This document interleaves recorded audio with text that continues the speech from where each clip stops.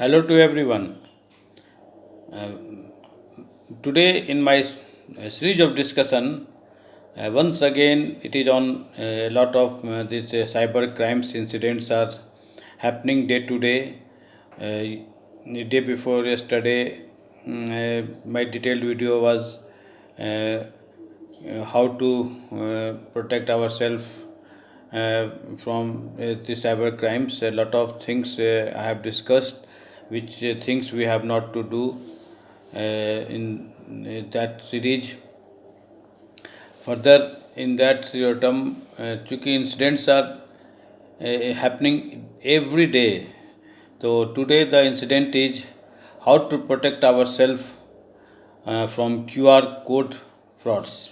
QR code, this topic I have chosen as because uh, every day we come to across uh, uh, to buy the things from merchants by our scanning QR code. So with that motive, this today's topic is before you. I am welcome you all, and let us see which steps we need to follow. So हम ये देखते हैं कि QR code का बहुत ज़्यादा दुरुपयोग आजकल हो रहा है, और ये जो स्कैमर्स जो होते हैं मर्चेंट आउटलेट्स आदि से, वो अपने जो हम लोग का जो क्यूआर कोड जो होता है उसको रिप्लेस कर लेते हैं। तो चूँकि क्विक रेस्पॉन्स कोड इसको हम लोग कहते हैं, बहुत क्विकली ये रेस्पॉन्स करता है। ये कुछ दिन पहले ही कुछ साल पहले ये वॉलेट कंपनीज ने ये इंट्रोड्यूस किया था ये QR code and unified payment interface UPI ने भी इसको लॉन्च किया। और लेकिन हमें इसको यूज करने के दौरान हमें काफ़ी केयरफुल रहना पड़ेगा, और देखना होगा कि भाई हम जहाँ कर रहे हैं वो जेन्युइन है कि नहीं। क्योंकि ये जो स्कैमर्स जो होते हैं, ये ऐसे जो थोड़ा सा उतने एक्सपर्ट नहीं होते हैं, जो नए नए यूजर्स होते हैं, उसको लोग टारगेट करते हैं कि कैसे फिर हम वो करें और फिर उसके सारा डाटा को ये करके स्कैमर्स फ्रॉड कर सकें।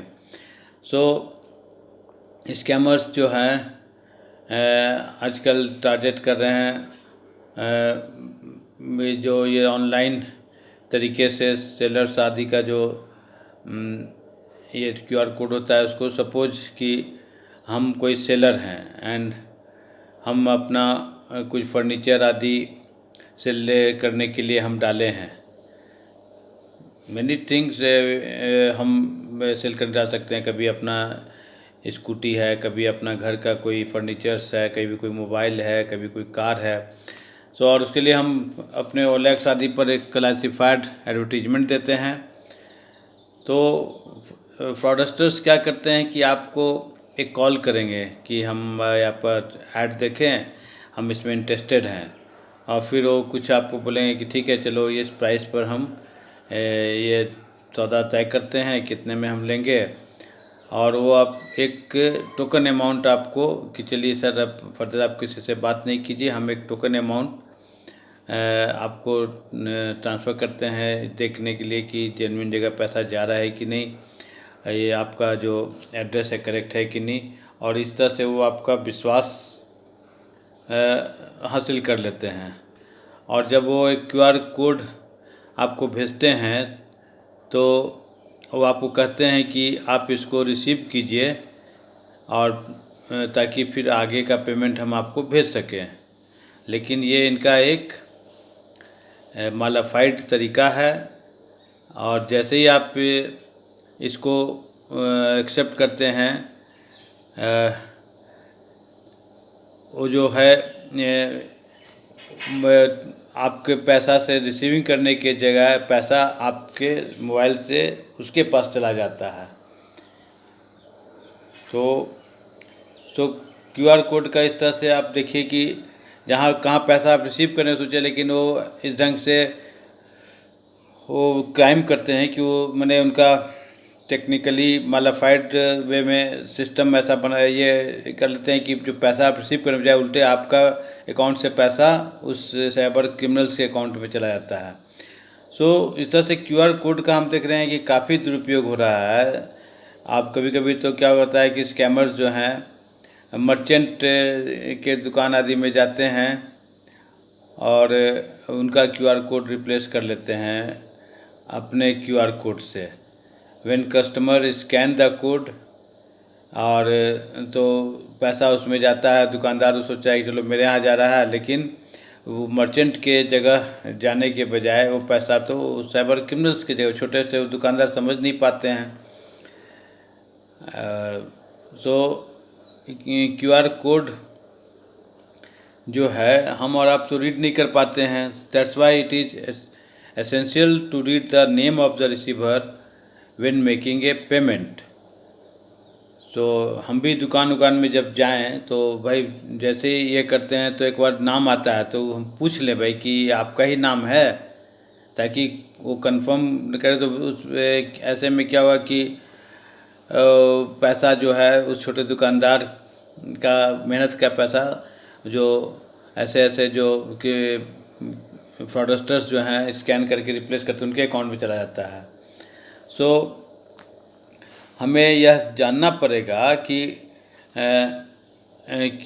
हमें क्यूआर कोड पेमेंट रिसीव करने के लिए हमें क्यूआर कोड की ज़रूरत हमें नहीं होती है। If someone ask you to do so, इसका माने आप समझ लीजिए कि ये एक फ्रॉड है।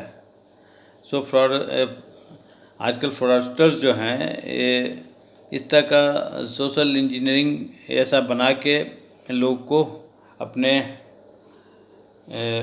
चक्र में फंसा रहे हैं और वे अपना ट्रस्ट और ये चीज़ प्राप्त कर लेते हैं और जल्दी में कहें कि भाई ट्रांजेक्शन कंप्लीट करना है, सो आप पैसा तुरंत रिसीव कर लीजिए और इस तरह से वो अपना मालाफाइड इंटेंशन में सफल हो जाते हैं। सो क्यूआर कोड ट्रांजेक्शन्स जो है उसमें कुछ स्टेप्स होता है और इसके लिए आपको चाहिए कि वो स्टेप्स आप जाने कि क्या होता है, उसको नोटिस आप करें। जहाँ पर आपको ऐसा कोई संदेह हो कि ऐसा कुछ ये है तो आप वहाँ पर आगे बढ़े नहीं क्यूआर कोड से पेमेंट करने के लिए।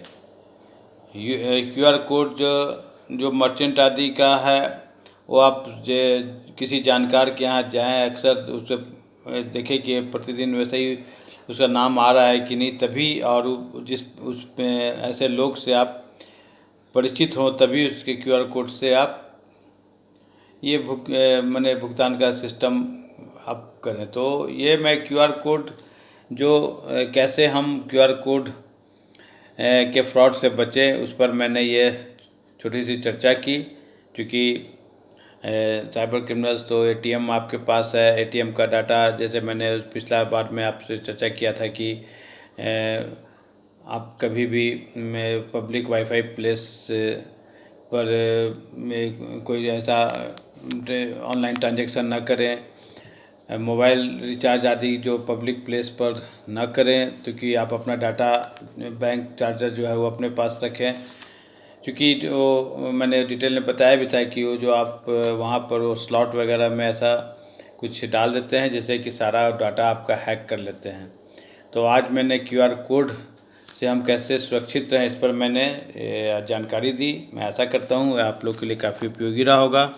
इसी सब के साथ मैं आज की चर्चा ख़त्म करता हूँ। आप सबों को मेरा धन्यवाद। Thank you very much.